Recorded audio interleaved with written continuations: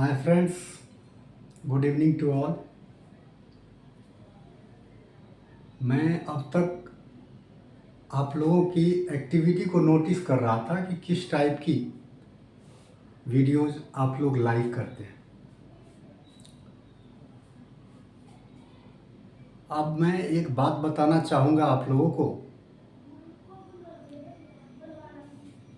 अगर आप लोग हमारी चैनल को या फिर हमारी क्लास को कंटिन्यू 1 महीने तक फॉलो कर लें तो मैं आपको विश्वास दिलाता हूँ कि आपकी खास करके मैथमेटिक्स जो आपका स्ट्रीम है उसमें आप लोगों को बहुत हद तक हम कॉन्फिडेंस क्रिएट करवाने में हेल्प करेंगे। तो आप लोगों का ज़्यादा समय नहीं लेते हुए आज मैं एक्सरसाइज 5.2 को आगे बढ़ा रहा हूँ। अब मेरी कोशिश ये रहेगी कि कम से कम समय में ज़्यादा से ज़्यादा आप लोगों तक मैं नॉलेज अवेलेबल करवा सकूं। तो चलिए हम लोग बोर्ड पे चलते हैं। एक्सरसाइज 5.2 का फर्स्ट क्वेश्चन पिछले क्लास में हमने करवाया था, इसलिए सेकेंड क्वेश्चन अब हम स्टार्ट करने जा रहे हैं। और एक चीज़ का ध्यान आप लोगों को रखना है कि सेम टाइप के जो क्वेश्चन होंगे उस पर हम अटेम्प्ट नहीं करेंगे। हम जब भी अटेम्प्ट करेंगे तो जो डिफरेंट टाइप्स का क्वेश्चन होगा उस पर अटेम्प्ट करेंगे, और ये काम आप लोगों पर छोड़ देते हैं। सेम टाइप का जो भी क्वेश्चन होगा घर पे उनका प्रैक्टिस करना एकदम इसेंशियल है।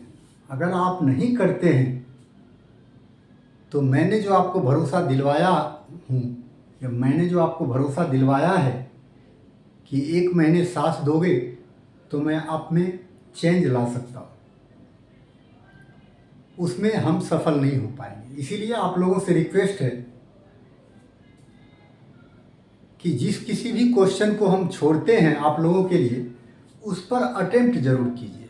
हालांकि ऑनलाइन और ऑफलाइन दोनों में थोड़ा सा फ़र्क होता है। Offline is better than online classes because teacher जो होते हैं ऑफलाइन में आपके हर एक्टिविटी पर उनकी नज़र रहेगी कि आप ऑपरेशन में कहाँ मिस्टेक कर रहे हैं, कहाँ आपका प्लस माइनस में दिक्कत हो रही है, या उन मैथमेटिक्स का जो मेथड है कहीं मेथड फॉल्ट आप कर रहे हैं, तो इस पर नज़र टीचरों की रहती है। लेकिन ऑनलाइन क्लास में ये चीज़ पॉसिबल नहीं होता है। पर इसके बावजूद भी ऑनलाइन प्लेटफार्म जो है बहुत बेस्ट प्लेटफार्म है। खास करके बेस्ट उन बच्चों के लिए है जिसका बेसिक स्ट्रॉन्ग है। एडवांस कैटेगरी के जो बच्चे हैं उनको ज़्यादातर फ़ायदा मिल पा रहा है। और ऐसा नहीं है कि जो एडवांस नहीं है उसको फ़ायदा नहीं होगा, उनको फ़ायदा होगा। लेकिन उनके लिए मैंने आप लोगों को पहले भी लाइव क्लासेज में कुछ बताया था, तो उन सबको थोड़ा फॉलो कीजिए और हमारा साथ दीजिए। चलिए चलते हैं आगे। तो 5.2 का जो सेकेंड क्वेश्चन है वो है choose the correct choice in the following and justify. हमको इन क्वेश्चन नंबर 2 में 2 पार्ट है और दोनों पार्ट में 4 चॉइसेस दिया हुआ है, जिसमें से एक चॉइसेस करेक्ट है और उसको हमें चूज करना है। और चूज ही नहीं करना है, उसको जस्टिफाई भी करना है कि वो क्यों सही है। तो अगर फर्स्ट पार्ट को हम देखें या सेकेंड पार्ट को देखें, मेरे ख्याल में सेकेंड पार्ट देखना ज़्यादा बेटर है। इसलिए सेकेंड पार्ट ज़्यादा बेटर है कि सेकेंड पार्ट में जो हमारा बेसिक ऑपरेशन है वो फ्रैक्शनल है, इसलिए ये थोड़ा सा रिलेटिवली जो है मुश्किल है फर्स्ट पार्ट से। तो इसीलिए हम सेकेंड पार्ट करवाते हैं और फर्स्ट पार्ट आप लोगों को नहीं करवाएंगे। आप लोगों को खुद अटेम्प्ट करना पड़ेगा फर्स्ट पार्ट, और बोथ आर सेम, दोनों पार्ट सेम है। किसी एक पार्ट को अगर ठीक से समझ में आ जाए कोई भी एक पार्ट, तो दूसरा पार्ट इजीली आप लोग कर सकते हैं। तो मैंने पहले भी कहा है कि प्रैक्टिस मेक्स मैन परफेक्ट। जब तक आप प्रैक्टिस नहीं कीजिएगा तब तक आप परफेक्ट नहीं हो पाइएगा। So you need to keep practice continue. चलते हैं आगे है 11th term of the AP. एक एपी दिया हुआ है जो कि हमारा है -3, 1/2, -1/2, then 2, डैश, मीन्स ये इनफाइनाइट एपी है, ये खत्म नहीं होती है। क्या लिखा है? 11th term is. ये जो एपी है, इस एपी का 11th टर्म क्या होगा? हमारे पास 4 ऑप्शन है। तो 11th टर्म का मतलब आप लोग सिंपली जानते हैं कि A1 को फर्स्ट टर्म कहते हैं, A2 को सेकेंड टर्म कहते हैं, A3 को थर्ड टर्म कहते हैं। इसीलिए 11th टर्म को हम A11 कहेंगे। कहने का मतलब ये है कि हमको A11 फाइंड आउट करना है इस एपी से, जिसमें अगर इसको देखा जाए तो इसमें A की वैल्यू -3 एंड अब D की वैल्यू क्या होगी? तो D आप जानते हैं A2 - A1 होता है। A2 - A लिखिए या A1 लिखिए, सेम थिंग है। तो पहले D की वैल्यू आउट करते हैं। तो -1/2 और माइनस, हमने क्या कहा था कि जब भी माइनस वाले को लिखना होता है तो उसको ब्रैकेट में रखते हैं। ये फाइनल हो गया -1/2 माइनस, ये माइनस और माइनस दोनों के बीच में मल्टीप्लाई है। जब ये मल्टीप्लाई होगा तो ब्रैकेट टूट जाएगा, रिमूव हो जाएगा और माइनस माइनस प्लस बन जाएगा और 3 हो गया। 3 मीन्स 3/1। यहां पर माइनस है। अब 1 मिनट, इसको आगे बढ़ाते हैं। एडिशन ऑफ फ्रैक्शन का जो रूल है उस हिसाब से इसको ऐड कीजिए। 2 और 1 का एलसीएम 2 हो गया। अब 2 से 2 को डिवाइड किया 1 आया, 1 को 1 से मल्टीप्लाई किया 1 आया, but it has minus sign, so we need to write here minus. Plus 2 is divided by 1, we will get coefficient, sorry, not coefficient, quotient. 2 is divided by 1, we will get quotient as 2. 2 is to be multiplied by 3, that is 6. Now 6 is positive and 1 is negative. So both have different signs. So we need to subtract 1 from 6. We will get 5/2. And sign will remain as plus because 6 is larger number, greater number. जब भी different sign होता है तो greater number जो होता है उसी का साइन हम रिजल्ट को देते हैं। तो 5/2 आ गया डी। अब सिंपल है कि आपको A11 निकालना है। और आप A11 के बारे में क्या जानते हैं? पहले भी बताए थे कि अगर A100 निकालना हो तो A + 99D, अगर A1000 निकालना हो तो A + 999D, एक कम होता है। तो A11 है तो ये A + 10D होगा, सिंपल। और A की वैल्यू हमारा -3 है, प्लस 10 × D, D हो गया 5/2। अब 10D है, ध्यान रखिए इसको हमने ब्रैकेट में रखा और ये रखना जरूरी है अंडरस्टैंडिंग के पर्पज से। 2 5 जा 10, दैट मीन्स -3 + 25।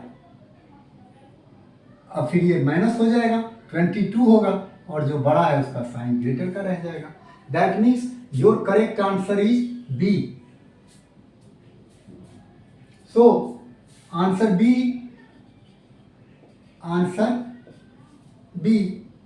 तो ये आपका 5.2 का सेकेंड पार्ट, सॉरी एक्सरसाइज 5.2 का क्वेश्चन नंबर 2 का सेकेंड पार्ट ऐसे हो। और ठीक इसी तरीके से आप फर्स्ट पार्ट को भी कर सकते हैं। मेरे ख्याल में फर्स्ट पार्ट में अब कहीं कोई प्रॉब्लम आने वाली नहीं है। इसको आप लोगों को होम प्रैक्टिस के लिए दे दिया हूं। आगे हम फिर चलते हैं क्वेश्चन नंबर 3 पे। अब इनको हम अरेंज करते हैं।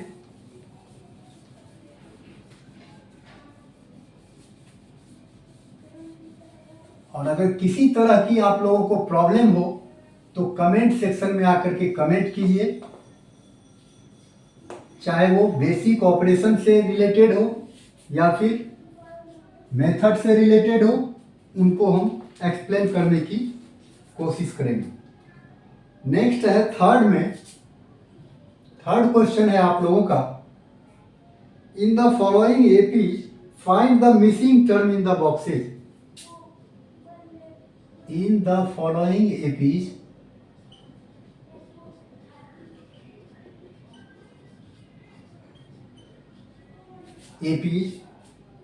find the missing term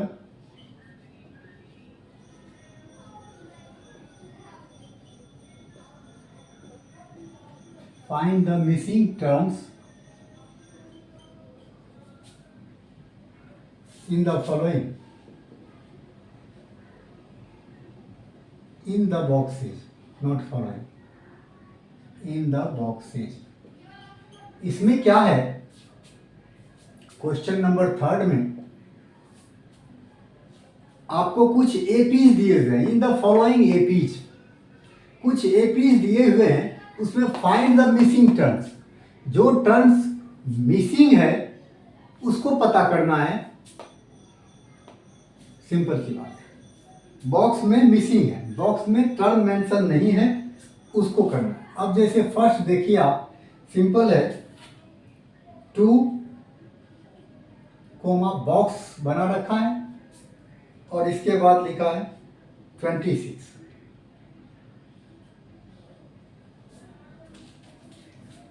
इस तरीके से अगर सेकेंड देखें तो सेकेंड में पहले बॉक्स बना है, फिर it is 13, again box and 3। ये हो गया थर्ड। थर्ड में है 5 पहले है, फिर 2 कंटिन्यू बॉक्सेज है जो एम्प्टी है,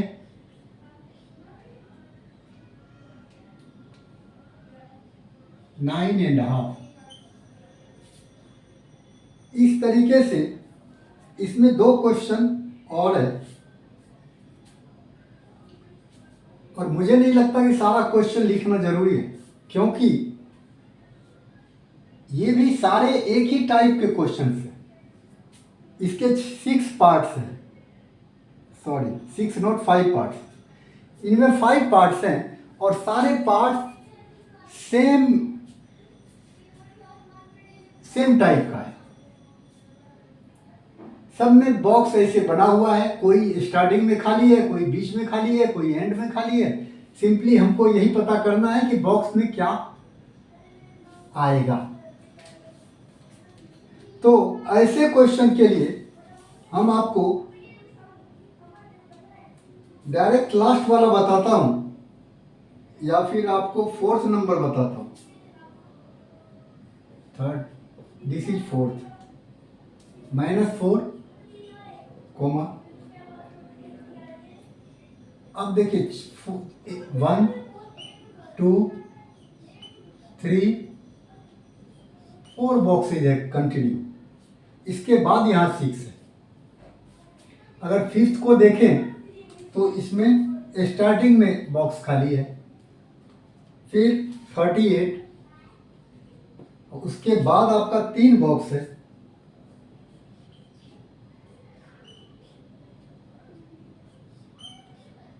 उसके बाद -22 है।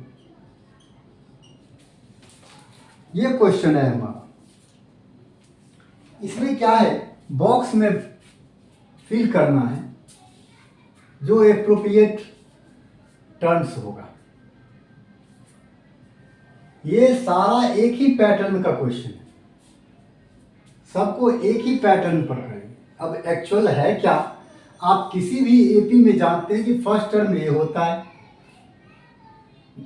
दूसरा टर्म A2 हो गया, तीसरा A3 हो गया, ये A4 हो गया, ये A5 हो गया, ये A6 हो गया। सिंपली इसमें 6 टर्म्स हैं। अगर फिफ्थ की बात करें तो इसमें 6 टर्म्स हैं, A1 से लेके A6 तक, जिसमें A2 जो है, अब मैं पहले फिफ्थ की ही बात करता हूं, A2 जो है वो 38 है एंड A6 जो है वो -22 है। मुझे नहीं लगता इसमें कहीं कोई अंडरस्टैंडिंग में प्रॉब्लम होगी। ये दो चीज दिया हुआ है, A2 दिया हुआ है और A6। तो हमें मैथ का एक यूनिवर्सल रूल है। वो रूल क्या है कि मैथ में जब भी किसी क्वेश्चन पर अटेम्प्ट करते हैं तो एक चीज हमें ब्रेन में बैठाना पड़ता है। वो क्या है कि जो चीज हमको गिवन होता है उसी को यूज करके हम आंसर निकालते हैं। अगर आप गिवन को प्रॉपर यूज करने के लिए सीख जाओ तो math is too easy. But अगर आप गिवन को यूज नहीं कर पा रहे हैं तो फिर मैथ आपको काफ़ी डिफिकल्ट लगेगा, क्योंकि अगर आप गिवन को यूज नहीं करेंगे तो जिस प्रोसेस से मैथ का क्वेश्चन बनना चाहिए, जो मेथड, जिस मेथड से वो क्वेश्चन को हमें सॉल्व करना चाहिए, इसका मतलब है कि वो मेथड ही हम यूज नहीं कर रहे।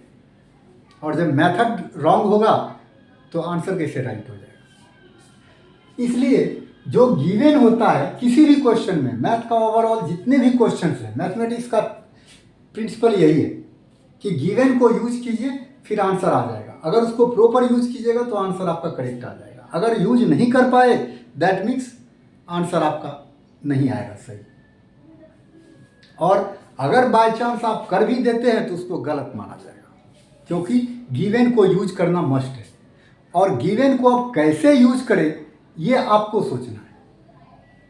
इसके लिए ही प्रैक्टिस की जरूरत होती है कि प्रैक्टिस जितना ज़्यादा से ज़्यादा कीजिएगा आपको अंडरस्टैंड होगा। चलिए, तो अब यहां देखा जाए तो A2 है आपका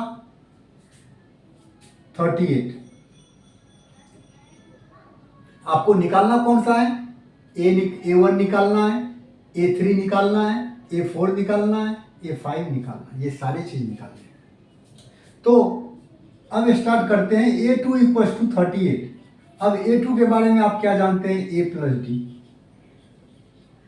= 38। अब यहां आप देख सकते हैं कि दो वेरिएबल वाला इक्वेशन है ये।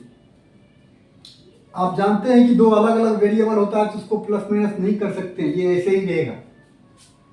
इक्वेशन 1।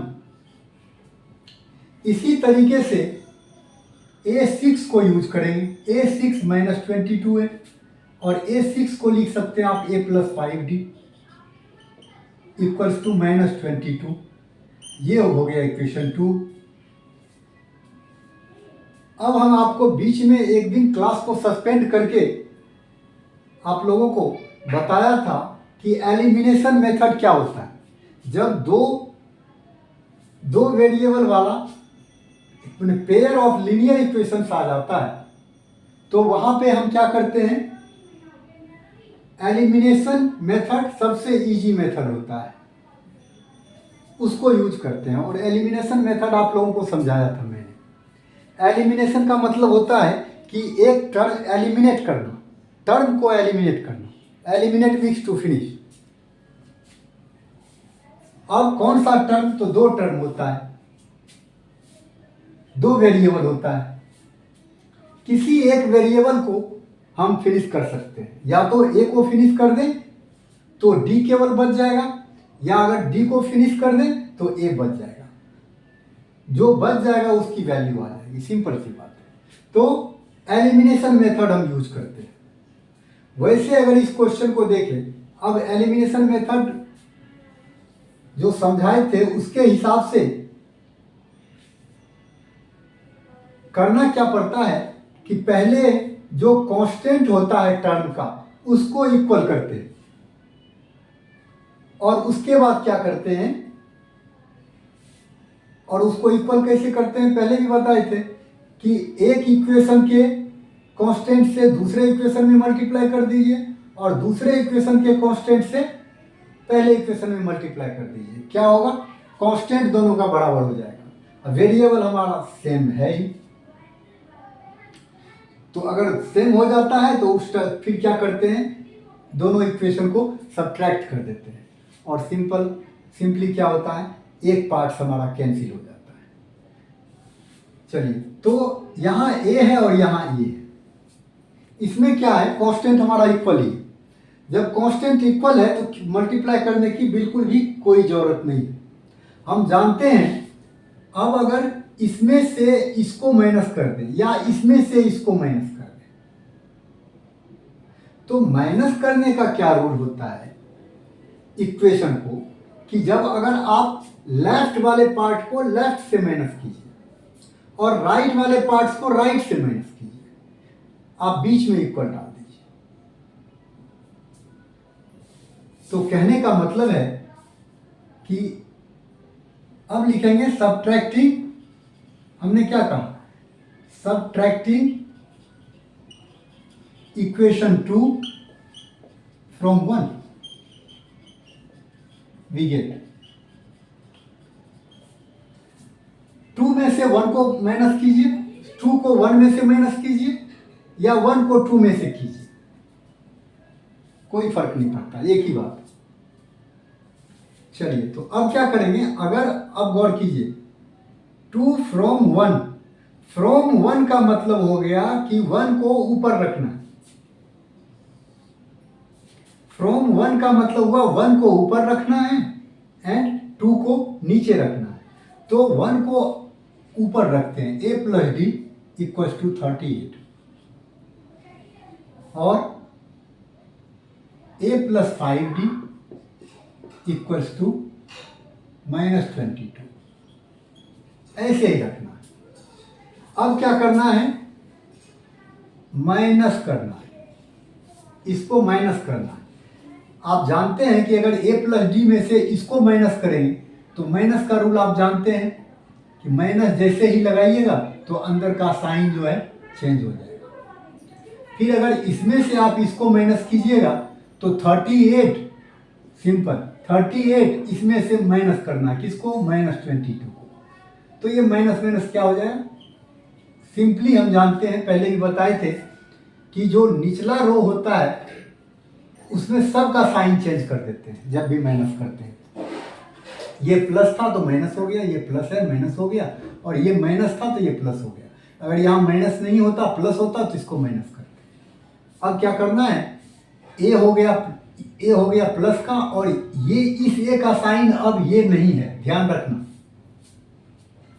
या इस 5 का साइन अब ये नहीं है, 22 का साइन अब ये नहीं है। चेंज होने का मतलब है कि इसका साइन अब ये हो गया, इनका साइन ये हो गया और इनका साइन ये हो गया। यहाँ पर अगर आप देखें तो ए प्लस का है और नीचे हो गया ए माइनस का, खत्म। अब ये दोनों का डिफरेंट साइन है, माइनस कर दीजिए, ये 1d हो गया, 5 - 1 4 हो गया, जो बड़ा है उसका साइन दीजिए, सिंपल। एक प्लस है एक माइनस है तो इसको माइनस कर देंगे, डिफरेंट साइन है तो घटा देंगे और बड़े का साइन लगा देंगे। इधर क्या हो गया आपको, 8 2 10 कैरी 1 6, इसको प्लस करना पड़ेगा क्योंकि ये भी प्लस है और ये भी प्लस हो गया, दोनों प्लस हो गया। और d इक्वल्स टू कितना हो गया, 60/-4। हाँ, ये मल्टीप्लाई में है, 4 अगर इधर आएगा तो डिवाइड में हो जाएगा, -4 में 4, ये हो गया आपको 50। अब ये माइनस आप यहाँ लगा दीजिए, ये माइनस अगर ऊपर भी होता तो भी यहाँ माइनस लगाता, और नीचे भी है फिर भी यहाँ माइनस, मीन्स माइनस ऊपर हो या नीचे कोई फर्क नहीं पड़ता। इसको भी अलग से जरूरत पड़ेगी तो समझाएंगे कैसे फर्क नहीं पड़ता। तो ये हमारा डी की वैल्यू आ गया। अब क्या करेंगे, putting D equals to -15 in equation 1। अब क्या करना है, इक्वेशन 1 में डी की वैल्यू पुट कर देनी, सीधी सी बात। इक्वेशन 1 क्या है, a plus D equals to 38। 1 में रख दीजिए या 2 में रख दीजिए, किसी में रख सकते हैं, ऐसा जरूरी नहीं है कि 1 में ही रखें। a और d के जगह पे क्या रखना है, -50 इक्वल्स टू 38। अब गौर कीजिए, ये प्लस माइनस क्या होगा, माइनस हो जाएगा, ब्रैकेट हट जाएगा, यहाँ a ऐसे ही रहेगा, इक्वल्स टू 38। अब अगर आप a निकालेंगे तो क्या करेंगे, 38 है ही, 15 को क्या करेंगे, राइट मूव करवाएंगे, तो ये +15 हो जाएगा। और 8 5 कितना हो गया, 13, कैरी 1, 53। अब a की वैल्यू 53 और d की वैल्यू -15, a और d दोनों आ गया। अब जो है आपका बहुत आसान हो गया। क्यों, अब सपोज कीजिए कि आपको a निकालना है, तो ये आंसर तो 53 यहां आ गया। अब अगर इसकी बात करें तो ये a3 है। a3 का मतलब क्या हो गया, a प्लस 2d। आपको बताया था कि a3 निकालना है, तो a3 a प्लस 2d होता है। इसमें वैल्यू सब्स्टिट्यूट कर दीजिए और कुछ नहीं करना। a की वैल्यू 53 प्लस 2 मल्टीप्लाई -50,